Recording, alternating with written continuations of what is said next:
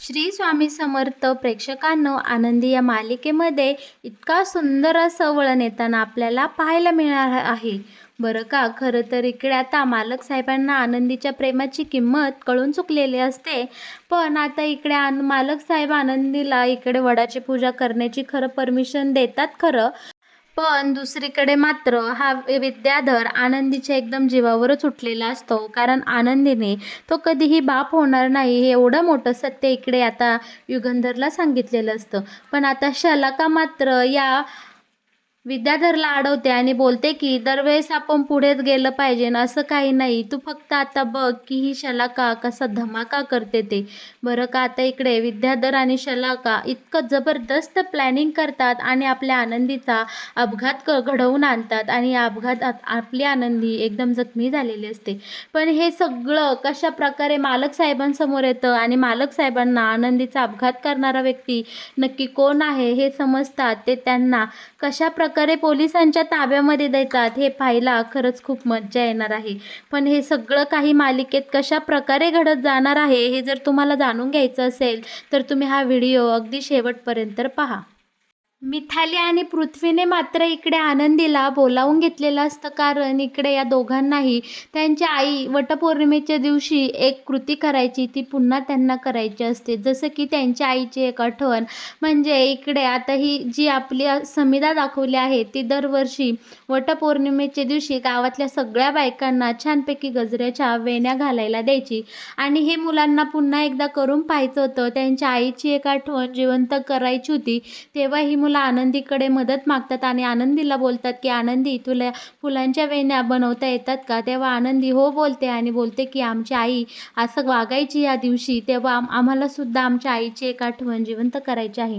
तेव्हा आनंदी बोलते ठीक आहे, मी वेण्या करते. पण मुलं आनंदीला अट सांगतात की हे बघ आनंदी, एक फुल इथे 2 फुलं आहेत, 2 रंगाची गुलाबाची फुलं आहेत, एक पिवळा आणि एक लाल. ही दोन्हीही फुलं बरोबर मधोमध आली पाहिजे अशा वेण्या तू कर. बरं का, असं सांगून आता मुलं बाहेर निघून जातात. पण आनंदी इकडे खूप धर्मसंकटात अडकलेली असते. कारण आनंदीला वाटत असतं मुलांनी माझ्याकडे पहिल्यांदा काहीतरी मागितलं आहे, पण मी ते ते पूर्ण करायलाच पाहिजे. पण इकडे आनंदीला आपल्या काहीही दिसत नसल्यामुळे नक्की कोणती फुलं पिवळ्या रंगाची आहे, कोणती लाल रंगाची आहे हे काही समजत नसतं. वासामुळे तर तिला मोगरा कोणता आहे हे नक्कीच समजतं. पण आता ह्या वेण्या कशा गुंफायच्या या विचारात आनंदी पडलेली असते आणि आनंदी बोलते की मुलांनी पहिल्यांदा माझ्याकडे काहीतरी हक्काने आणि प्रेमाने मागितलं आहे आणि मला हे त्यांना नक्कीच द्यायचं आहे. बरं का, आता इकडे आपली पृथ्वी आणि मिताली ही दोघेजण देवी आईचं दर्शन घेण्यासाठी मंदिरात गेलेले असतात आणि तिथे आरतीही आलेली असते. आरती आणि आबासुद्धा इकडे मंदिरात आलेले असतात. आता पृथ्वी इकडे आरतीला पाहून असा हात करत असतो, हात हलवत असतं आणि बोलतो हाय. तेव्हा इकडे आता आरती समजत असतं की पृथ्वी मलाच हाय करतोय का काय. पण बघताना खरं तर तसंच वाटत होतं अगदी की हा पृथ्वी आरतीला लांबून हाय करतोय आणि ओळख दाखवते. मग आरती बोलते की हा डुचका इथं कशासाठी आला आहे आणि तो मला का हात करत आहे? तो मला हाय करतोय का? तो माझ्याजवळ येतोय का? आणि जसजसा पृथ्वी आता इकडे आरतीच्या जवळ येऊ लागलेला असतो, तो एकदम दोन्ही हात बाजूला पसरून अगदी मिठी मारण्याच्या भावनेने पुढे आलेला असतो. हे पाहून आरती बोलते की हा काय विचित्र वागतोय, हा काय मला आता मिठी मारतोय का? पण घडतं उलटंच. हा मगापासून आपल्या आबांना हात करत असतो आणि आता सरळ जाऊन आबांना घट्ट मिठी मारतो आणि पृथ्वी बोलतो की आबा तुम्ही कसे आहात? आता इकडे आबाची आणि पृथ्वीची पहिल्यापासूनच ओळख असते. लहानपणापासून आबा पृथ्वीला ओळखत असतात. कारण पृथ्वी आबांच्या झाडाच्या कैऱ्या तोडण्यासाठी इकडे नेहमीच खेळायला येत असतो. बरं का, आता इकडे छानपैकी आबा आणि पृथ्वी एकमेकांसोबत गप्पा मारत असतात. तेव्हा आता आरती बोलते की आबा तुम्ही ह्याला ओळखता? तेव्हा आता इकडे हा बोलतो तू तू इथं काय करते? तेव्हा आबा आता पृथ्वीसुद्धा आबांना सांगू लागतो की आबा ही मुलगी लय आगाऊ आहे, एक नंबर तिखट आहे, खूप वांड बोलती. तेव्हा आबा बोलतो हो ते तर आहेच खरं. पण इकडे आरती बोलते की आबा तुम्ही काय याच्या नादी लागता? हा खूप आगाऊ मुलगा आहे आणि पसारासुद्धा खूप करतो. तेव्हा आबा बोलतो की एकेरी नावाने आवाज देऊ नको, ते आपले छोटे मालक आहेत. आणि इकडे पृथ्वीला सांगतो की पृथ्वी छोटे मालक, ही माझी नात आरती आहे. आता इकडे पृथ्वी बोलते, "एवढी भानकुदळी नात तुमची आहे. आबा तुमचे कान तर खरंच खूप स्ट्राँग झाले असन एवढा बडबड ऐकून-ऐकून. कारण ही किती बोलती आणि किती मोठ्याने बोलते." आता इकडे पृथ्वीच्या लक्षात आलेलं असतं, की ही आरती जर आबांची नात आहे, तर आनंदी पण नातच असणार. तेव्हा इकडे आता पृथ्वी आबांना विचारतो, "मग ते आनंदी तुमची कोण आहे?" तर आबा बोलतात, की "हो, आनंदीसुद्धा माझीच नात आहे. ही थोरली आणि ती धाकली." आता हे ऐकताच इकडे पृथ्वी जरा शॉक होतो, पण बोलतो की "आबा, तुमची आनंदी खरंच खूप गोड आहे आणि तिच्या हातची थालीपीठं खाऊन मला अगदी आमच्या आईची आठवण झाली." तेव्हा आबा बोलतात की "हो, पोरगी स्वयंपाक मात्र छान करते. खरंच तिच्या हाताला चव आहे." पण लगेच इकडे पृथ्वी बोलतो, "पण तुमची ही नातबाकी खूप वांड आहे आणि हिला फक्त भांडायलाच लागतं." आता इकडे नेहमीप्रमाणे पृथ्वीची आणि आरतीची जोरदार भांडणं इकडं सुरू होतात. पण पुन्हा एकदा पृथ्वी फक्त आनंदीचं कौतुक करत असतो. आता आरतीच्या लक्षात येतं की पृथ्वी आनंदीचं सारखं कौतुक करत आहे आणि आता आबांच्या लक्षात यायच्या आधी आता इकडनं आबांना घेऊन गेलं पाहिजे. कारण पृथ्वी आनंदीला एकेरी नावाने हाक मारत आहे. बहुतेक याला माहीत नाही की आनंदी त्या घराण्याची सून आहे, त्यांची आई आहे. पण आबा इकडे आनंदीचा दुसरा अजून काही विषय काढायच्या आत मला आता ह्यांच्यापासून आबांना लांब नेलं पाहिजे. तेव्हा मुद्दामूनच आरती आता आबांना बोलते, की "ह्याच्यासोबत काय बोलत बसला? चला बरं घरी, आपल्याला उशीर होतोय." पण पृथ्वी मात्र म्हणत असतो, की "तू जा निघून, आम्हाला गप्पा मारायच्यात." आता इकडे आपली आरती एक आयडिया करते. तिच्या हातात आरतीचं ताट असतं, त्यातलं कुंकू आता ही या पृथ्वीच्या कुडत्यावर उडवते आणि बोलते, की "मी मुद्दामून नाही केलं, चुकून झालं." आता पृथ्वी बोलतो, की "आबा हिने मुद्दामून केलं. पाहिलेत ना हिने फुंकर मारले आणि सगळा हळदी-कुंकू माझ्या अंगावर सांडवला आहे." आता इकडे या दोघांची अजून भांडणं वाढायच्या आत मिथाली पृथ्वीला अडवते आणि आबा आरतीला घेऊन निघून जातात. तेव्हा आता ही तिथनं निघून जातात. बरं का, दुसरीके मात्र वाड्यावर इकडे आनंदीच्या वेण्या गुंफायचं काम चालूच असतं, परंतु इकडे दिसत नसल्यामुळे आनंदीने सगळं काही उलटंपालटं करून टाकलेलं असतं. तितक्यात सुनीता तिथे येते आणि बोलते, की "आनंदीताई, तुम्हाला आबा फोन करत आहे. तुम्ही आबांसोबत बोलून घ्या." तेव्हा इकडे आनंदी बोलते, की "नाही सुनीताताई, मला मुलांनी खूप महत्त्वाचं काम दिलं आहे आणि हे पूर्ण केल्याशिवाय मी कुठेही जाऊ शकत नाही." तेव्हा आता इकडे सुनीताताईंना ही आनंदी सांगते, की मुलांनी कशाप्रकारे तिला इकडे वेण्या गुंफायला लावल्या आहेत. तेव्हा आता सुनीताताई बोलते, की "आनंदीताई, तुम्ही सगळं चुकीचं करून ठेवलं हो. बरं राहू द्या, मी हे सगळं आवरते." तेव्हा आता इकडे आनंदी बोलते, "नाही हो सुनीताताई, मुलांनी माझ्यावर खूप विश्वासाने ही जबाबदारी टाकली आहे आणि मला ती पूर्ण करायची आहे." तेव्हा आता सुनीता बोलते, की "अहो आनंदीताई, तोवर तुम्ही बोलून घ्या आबांसोबत. मला जितकं नीट करता येईल तेवढं मी आवरते आणि उरलेलं पुन्हा तुम्ही आवरायला या." आता इकडे आनंदी "ठीक आहे" बोलते आणि आता सुनीता आनंदीला आबांना फोन लावून देते. आपली आनंदी आता तो फोन घेऊन बाजूला जाते आणि आबा तिकडनं आनंदीसोबत बोलत असतात, की "आनंदी बाळा, कशी आहेस? आज पहिली तुझी वटपौर्णिमा आहेस. तू उपवास वगैरे केला आहेस ना मालक साहेबांसाठी?" तेव्हा आनंदीला आठवतं, की मालक साहेबांनी त्यांच्यासाठी उपवास करण्याला मला सक्त मनाई केली आहे. पण इकडे आबांचं मन राखण्यासाठी आनंदी बोलते, की "हो आबा, मी एकदम छानपैकी उपवास धरला आहे आणि इथे मी खूप सुखात आहे वाड्यामध्ये. माझ्या आवडीचे सगळे उपवासाचे पदार्थ मी बनवायला सांगितलेले आहे आणि वाड्यामध्ये 1-2 नाही तर तब्बल 7-8 पदार्थ उपवासाचे केले आहे आणि ते मी आता खाणारच आहे. आबा, मी इकडे वाड्यावर खूप म्हणजे खूप खुश आहे. मालक साहेबांनी सुद्धा माझ्यासाठी खूप चांगली साडी आणली आहे वटपौर्णिमेला घालण्यासाठी." आनंदी इकडे खोटं-खोटं नाटं सगळं आबांसोबत बोलत असते आणि मालक साहेब मात्र पाठीमागे उभं राहून आनंदीचं सगळं बोलणं ऐकत असतात. पण हे सगळं काही आबांच्या लक्षात आलेलं असतं. आबा बोलतात, की "बाळा, लहानपणापासून तुला काहीही खोटं बोलता आलं नाही आणि तू इतकं खोटं बोलतीये. तुला काय वाटलं मी ओळखणार नाही का? अगं, मी तुला लहानाची मोठी केली आहे." फोन ठेवल्यानंतर आबा हे सगळं मनातल्या मनात बोलत असतात. पण आनंदीला मात्र इकडे खूप अपराधीपणाची भावना आलेली असते, कारण ती आबांसोबत पहिल्यांदा खोटं बोललेली असते. आता फोन ठेवल्यानंतर आनंदी मनाशीच बोलत असते, की "मी आज आबांसोबत खोटं बोलले आहे आणि मी त्यांच्याशी पहिल्यांदा खोटं बोलले, त्यांचा विश्वासघात केला." या भावनेने आनंदी हातात असलेलं गुलाबाचं, काटेरी गुलाबाचं जे फूल आहे ते एकदम जोरजोरात कुस्करत असते आणि तिला खूप त्रास होत असतो. ती ओरडत असते, तरीही ते फूल जोरदार घट्ट मिठीने धरून ठेवत असते. आता मालक साहेब पुढे येतात आणि आनंदीला बोलतात, की "आनंदी, काय मूर्खपणा चालू आहे?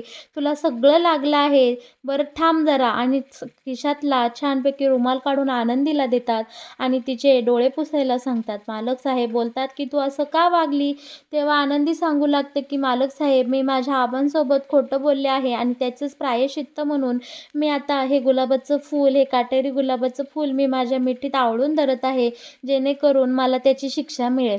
तेव्हा मालक साहेब बोलतात की असली काही शिक्षा मिळत नसते गं, आणि तू काही पाप केलं नाही, खोटंच तर बोलले आहे ना. ठीक आहे.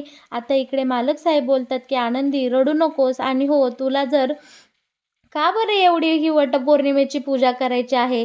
तेव्हा आता इकडे आनंदी बोलते की मालक साहेब, ते तुम्हाला कळणार नाही. ते दुःख फक्त एका सुवासिनीला विचारा. नवरा असताना सुद्धा वटपौर्णिमा करायची नाही. मला काय वाटते हे तुम्हाला कधीही समजणार नाही. इकडे आनंदीचं दुःख मात्र आपल्या युगंधरला चांगलंच कळून चुकलेलं असतं. आणि बरं का, आता आपला युगंधर आनंदीला बोलतो की ठीक आहे, तुझी जर एवढीच इच्छा असेल हे वटपौर्णिमेचं व्रत करायची, तर तू खुशाल कर, पण स्वतःला असा त्रास करून घेऊ नको. आणि बरं का, आपल्या युगंधरने अखेरीस आनंदीला वटपौर्णिमेची पूजा करण्याचा हक्क अधिकार दिलेला असतो आणि परमिशनही दिलेली असते. पण आनंदी यावर बोलते की मालक साहेब, पुन्हा तुम्ही माझ्यावर ओरडणार नाही ना? सगळ्यांसमोर मला म्हणणार नाही ना की तू कशासाठी हे व्रत केलं? तेव्हा आता इकडे युगंधर बोलतो, हो, मी कोणाला काही म्हणणार नाही आणि तुलाही ओरडणार नाही. तुला हवं आहे ना, तुला हे व्रत करायचं आहे ना माझ्यासाठी, तू बिंदास कर. तुला कोणीही बोलणार नाही किंवा अडवणार सुद्धा नाही. आता मात्र इकडे आपल्या आनंदीची कळी आनंदाने खुललेली असते आणि तिच्या चेहऱ्यावर खूप सुंदर अशा प्रकारे हसू आलेलं आपल्याला पाहायला मिळणार आहे. दुसरीकडे मात्र ह्या विद्याधरने आणि शलाकाने आनंदीच्या विरोधात खूप मोठं असं कारस्थान रचलेलं असतं. इकडे विद्याधर हा आनंदीच्या जीवावरच उठलेला असतो, कारण आनंदीने इकडे युगंधरपर्यंत पोचवलेलं असतं की हा कधीही बाप होऊ शकणार नाही. इकडे चवताळलेला विद्याधर या शलाकाला बोलत असतो, ही आनंदी समजते काय स्वतःला? मी षंड आहे हे सगळ्यांना तिने सांगितलं आहे आणि खास करून या युगंधर निंबाळकरला सांगितलं आहे. या दोघांनाही मी सोडणार नाही. त्यांचा जीव घेतल्याशिवाय मी आता राहणार नाही. तेव्हा आता इकडे ही शलाका बोलत असते की गप रे, काय तुझं चाललंय मगापासनं? तेव्हा हा बोलतो, ए शलाका, तू गप्ती का? तुला माहिती का मला किती त्रास होतोय? असं एकदम आक्रमक होऊन इकडे विद्याधर शलाकाला बोलतो. पण यावर शलाका बोलते की अरे, दरवेळेस वाघाने शिकार केली पाहिजे असं काय आहे का? तुला जे काही करायचंय ते आपण दुसऱ्या पद्धतीनेही करू शकतो, आणि तू जर उघड उघड काही केलं तर इकडे लगेच या युगंधरला सगळं काही समजेल आणि युगंधर लगेच तुला चांगला शिक्षा करेल किंवा तुला मारेल, हाणेल किंवा जेलमध्ये टाकेल. तेव्हा आता इकडे विद्याधर शांत झालेला असतो आणि शलाकाच्या डोक्याने चालायचं असं विद्याधरने ठरवलेलं असतं. इकडे शलाकाने खूप मोठा प्लॅन रचलेला असतो. शलाका विद्याधरला सांगते की आपण एका माणसाला, आनंदीला मारायची सुपारी देऊयात आणि सगळं काही काम तमाम करूया. आता इकडे विद्याधर आणि ही शलाका दोघेही खूप खुश झालेले असतात आणि त्यांनी वटपौर्णिमेच्या दिवशी चांगलंच मोठं कारस्थान करायचं असं ठरवलेलं असतं. छानपैकी वटपौर्णिमेचा दिवस उगवलेला असतो. आपल्या आनंदीने मस्तपैकी युगंधरसाठी उपास ठेवलेला असतो. छान नटून थटून ती आता वडाची पूजा करण्यासाठी निघालेली आपल्याला पाहायला मिळणार आहे. आनंदी जेव्हा घराबाहेर पडते तेव्हा मात्र हा विद्याधर तिच्यावर पाळत ठेवून असतो आणि लगेच गुंडांना कळवतो की आनंदी घराबाहेर निघाली आहे. आनंदीने घातलेली साडी आणि फोटो या सगळ्याचं वर्णन हा गुंडांना सांगतो आणि फोटोही पाठवतं. बरं का, आता इकडे आनंदी खूप आनंदात असते, कारण मालक साहेबांनी तिला वटपौर्णिमा साजरी करण्याची परमिशन दिलेली असते. आणि आता आनंदी इथनं सरळ आपल्या आरतीकडं म्हणजे आबांच्या घरी जाणार असते आणि तिथनं त्या दोघी बहिणी मिळून वटपौर्णिमेची पूजेसाठी जाणार असतात. पण इकडे मात्र वाटेतच हा शलाकाने ज्या गुंडाला सुपारी दिलेली असतं तो गुंड वाटेतच आपल्या आनंदीचा खूप मोठा अपघात करतो आणि अपघात झाल्यामुळे आनंदी तिथेच खाली बेशुद्ध होऊन कोसळलेली असते. ही बातमी लगेच मालक साहेबांपर्यंत पोचते. मालक साहेब लगोलग तिथे येतात. आनंदीला दवाखान्यामध्ये शिफ्ट करतात. आनंदीवर इकडे उपचार सुरू झालेले असतात, पण मालक साहेबांचं मन मात्र त्यांना खाऊ लागलेलं असतं. कारण त्यांना सारखं आठवत असतं की आनंदीला वटपौर्णिमेच्या पूजा करण्याची खूप मनापासून इच्छा होती, पण मी ती तिला करून दिली नाही. या विचाराने मालक साहेबांचं मन खूप खाऊ लागलेलं असतं आणि त्यांच्या डोक्यात विचारांचा कल्लोळ उठलेला असतो. आता थेट मालक साहेब आनंदीची इच्छा पूर्ण करण्यासाठी स्वतः वटपौर्णिमेची पूजा करायला चौकामध्ये पारामध्ये जातात आणि शिवाय हातामध्ये सगळं सजवलेले थाळी असते. बरं का, आता पुढे प्रेक्षकांनो, युगंधरला वडाची पूजा करताना पाहून इकडे आता धनश्री बोलते की भाऊजी तुम्ही इकडे काय करतात? तर गावातल्या सगळ्या बायका टकामक इकडे आपल्या मालक साहेबांकडे पाहू लागलेले असतात. पण मालक साहेब सरळ बोलतात की मी आनंदीच्या वाटची इकडे वटपौर्णिमेची पूजा करण्यासाठी आलेलो आहे आणि ही पूजा कशी करायची सांगा मला. तेव्हा माई पुढे होते. माईला मनोमन खूप आनंद झालेला असतो, कारण ऑलरेडी माईने आनंदीला तिची मुलगी मानलेलं असतं. आता माईच्या सांगण्यानुसार इकडे युगंधर व्यवस्थित रीतसर पद्धतीने आता वडाची पूजा करतो आणि वडाला 7 पेरे घेताना सुद्धा आपल्याला पाहायला मिळणार आहे. गावातल्या सगळ्या बायका इकडे आपल्या युगंधरकडे मालक साहेबांकडे आश्चर्याने पाहू लागलेले असतात. धनश्रीचा मात्र इकडे तिळपापड होऊ लागलेला असतो, कारण ती बोलते की या आनंदीमध्ये नक्की असं काय आहे की सगळेजण तिच्यासाठी एवढं करायला निघतात. अगदी भाऊजी सुद्धा समिधाताईंना विसरून या आनंदीच्या प्रेमात पडले. म्हणजेच नक्कीच या पोरीमध्ये काहीतरी अशी जादू आहे की तिच्याकडे हे सगळे पुरुष ओढले जातात. आता इकडे छानपैकी वटपौर्णिमेची पूजा झालेली असते. तिकडे दुसरीकडे आनंदीला बरं वाटत असतं. हॉस्पिटलमधून शिर्केंचा फोन येतो की आनंदीला आता शुद्ध येऊ लागले आहे, तुम्ही इकडे या. तेव्हा आता मालक साहेब हॉस्पिटलमध्ये निघायला लागलेले असतात. हॉस्पिटलमध्ये गेल्यानंतर शिर्के आणि इकडे मालक साहेब एकमेकांसोबत गप्पा मारतात. मालक साहेब बोलतात की आनंदीसोबत अचानक हा अपघात कसा घडला, नक्की काय कारण असेल. तितक्याच समोरून त्यांना शलाका आणि विद्याधर एकमेकांसोबत जाताना दिसतात. शिर्के बोलतात की हे दोघे एकत्र आहे म्हणजे नक्कीच काहीतरी गडबड आहे बरं का. मालक साहेब तुम्हाला काय वाटतं, ही दोघे एकत्र कशासाठी आली असेल. तेव्हा आता ही दोघे जण मिळून एका माणसाला खूप सारे पैसे देताना ही दोघे नेमकं पाहतात आणि तिथे हॉस्पिटलच्या बाहेर जे काही CCTV फुटेज असतं त्यामध्ये सगळ्यांचं बरोबर हे कारस्थान इकडे कैद झालेलं असतं. दोघे जण रेड हँड पैसे देताना इकडे मालक साहेबांना सापडलेले असतात. दुसरीकडे ज्या ठिकाणी अपघात झाला त्या ठिकाणाचं मालक साहेब आता पोलिसांना सांगून पोलिसांच्या मदतीने CCTV फुटेज मिळवतात आणि त्या CCTV फुटेजमध्ये असं निदर्शनात येतं की इकडे हा विद्याधर आणि शलाका ज्या माणसाला पैसे देत होती तो माणूस, ॲक्सिडेंट करणारा तो माणूस, तो गुंड हाच आहे. आता इकडे हा सगळं कारस्थान मालक साहेबांच्या लक्षात आलेलं असतं. मालक साहेब पोलिसांना लगोलग बोलवून घेतात आणि या विद्याधर आणि शलाकाला पोलिसांच्या ताब्यात देतात आणि घडला सगळा प्रकार सांगतात. शिवाय आता इकडे विद्याधर जेव्हा पोलिसांच्या ताब्यात जातो तेव्हा आपले मालक साहेब या दोघांसमोर जातात आणि बोलतात की मला तुमच्या दोघांचीही लाज वाटत आहे. आज तुम्ही दोघांनीही माणुसकीला काळिमा फासण्याचं कृत्य केलं आहे.